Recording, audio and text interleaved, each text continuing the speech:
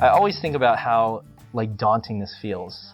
And I still kind of feel that when I go home, will we actually be able to keep doing that? I mean, there's still things I want us to progress in equipping parents and being more integrated, that we're not perfect in, that we really need to work on more. And so there's always just this sense of like we need to do more.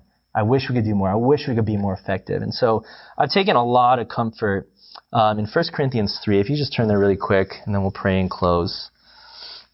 1 Corinthians 3, this is a passage I often talk about with my youth leaders in conjunction with a couple other things. But Paul's talking about there are these divisions in the church, there's problems. And he's talking about how some people are following Peter and Apollos and him. They're starting to create doctrinal differences, disunity. And then he says this really profound thing that it's really not about us. And the Spirit of God will actually change hearts through the power of the gospel. Chapter 3, verse 5. What then is Apollos? What is Paul?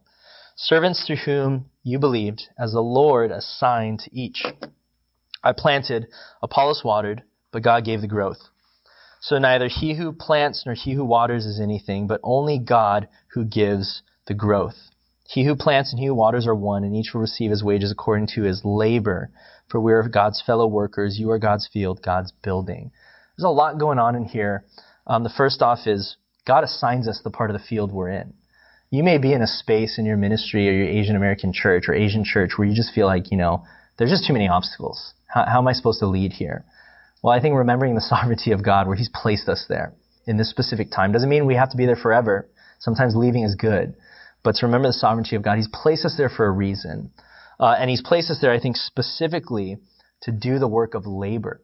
Something that's fascinating is you notice how we'll be rewarded is not through our fruit, but it's through our labor. If you look at verse 8, he who plants and he who waters are one, and each will receive his wages according to his labor.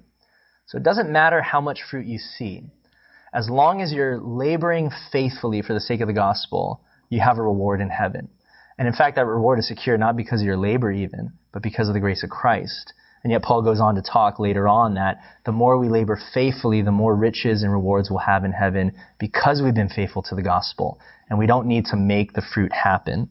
And the last thing he says is eventually, God will bear the fruit in his time as he pleases. Verse 6, I planted, Apollos watered, but God gave the growth. And I think Paul was able to say this, that, my job is to be faithful. There may be odds stacked against me. There may be really difficult circumstances. But if I labor faithfully and trust in the power of the gospel being worked through the power of the Spirit, then I can trust God will bring the fruit.